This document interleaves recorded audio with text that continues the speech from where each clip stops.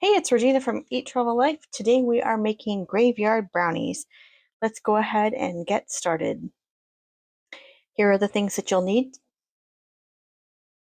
Go ahead and start by adding in your flour and your sugar and your baking powder. And I am going to use some dark cocoa today because I am going to turn these, one I have extra left over, but this will make it an extra dark color. So I am going to use a 1/3 cup of cocoa. And this is kind of a messy bag. It was supposed to seal, but it didn't. So I keep it locked up in a zipped container. That way everything doesn't turn all black for me in my pantry. Let's go ahead and close that because we don't want to make a mess everywhere. It's all over my hands. Let's go ahead and mix this up. This is cocoa. It just looks black. Just stir everything together. It just seems to make things easier for me when I do that. Mostly mixed. Next, let's go ahead and add in our butter. And when I do this, you're gonna need to preheat your oven to 350 degrees Fahrenheit. Get all that butter. And you're going to need to also take an 8x8 dish and grease it up.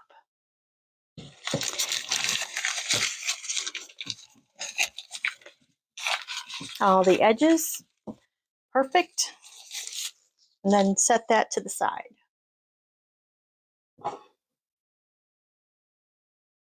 Next, go ahead and add our eggs.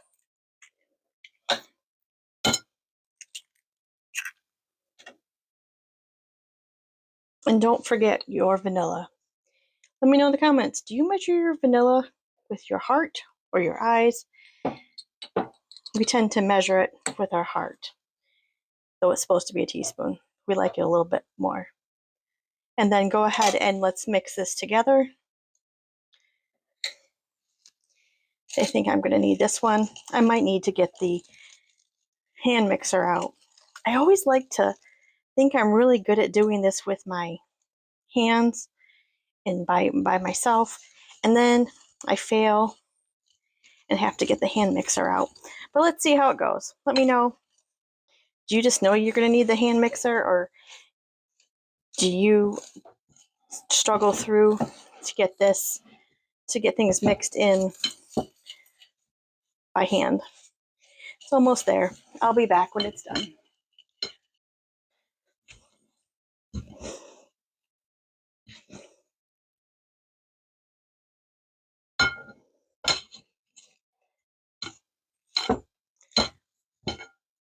All right, the mixing is done. It only took a couple minutes and a little bit of work with the spatula, and all of it was mixed together, as you can see.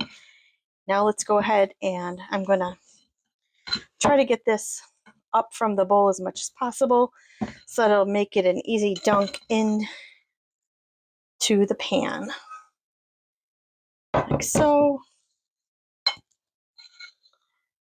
And let me just scrape this a little bit to make sure I'm getting it as much as possible. If you aren't using two different utensils, I would recommend using maybe a spoon to help get stuff off the spatula for you. And maybe one that's not slotted like this, because it is kicking black brownie mix everywhere. I'll clean that up later. I'll be finding it until Christmas. So go ahead and spread this in carefully. Try to get it as even as possible. Yeah, I need to get a knife. I'll be right back. So better than a knife, I've gotten an offset spatula. It's become one of my favorite things to use. when spreading things in containers or anything, that's kind of off. And this is just a small one, and I love it. All right, set this down, and you can just see how smooth that is. All right.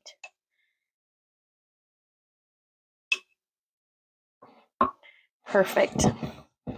This is looking good. It's feeling about even. So we'll pop this into the oven at 350 for about 25-30 minutes. We'll be back.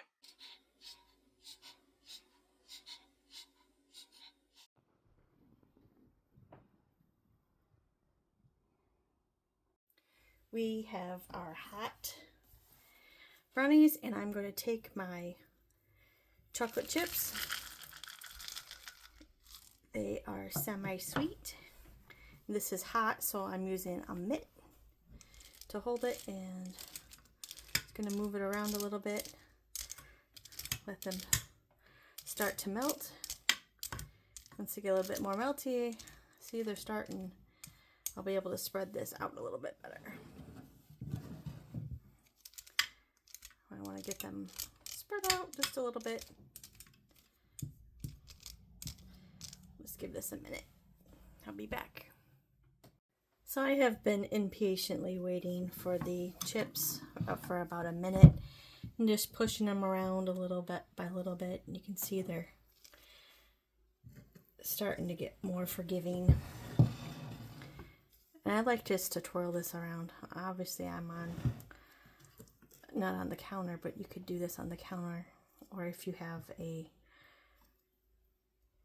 little thing underneath the trivet, you could possibly turn that, or you might need to lift it. So this is going to look beautiful when it's done.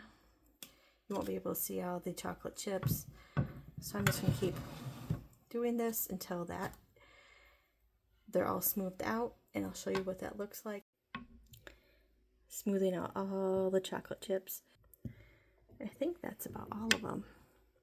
So you can just make a cute little design like that. Perfect. So we'll need this to cool, and then we'll be back. All right, this is sat a little bit, so we're going to go ahead and get started. And I have a bunch of different scary whatever, some not eyeballs, but I've got some brains and some tombstones, some gummy worms, some gummy people, some bones. So we are going to go ahead and make this graveyard. I have these that I'm going to use as tombstones. These are just chessmen. But you can also, I found a little kit at our grocery store that had tombstones and it had bones, so I could put both of those in. These are Reese's, I touched the face. These are Reese's peanut butter that are just ghosts, so I'm going to add those in. And I've got worms. Not everything's the right size. These are little Sour Patch Kids. I'm going to have them coming out of the graves. So let me just go ahead and continue on here. And you can definitely decorate what you have on hand. So there you have it. This is what it looks like. The ghosts are melting in there, and that's completely fine. I think it'll look really good. Let's go ahead and sprinkle in some more bones, because those kind of just show, it's a graveyard. Thanks so much for watching. Let me know in the comments how you're decorating your Halloween brownies. Have a great day.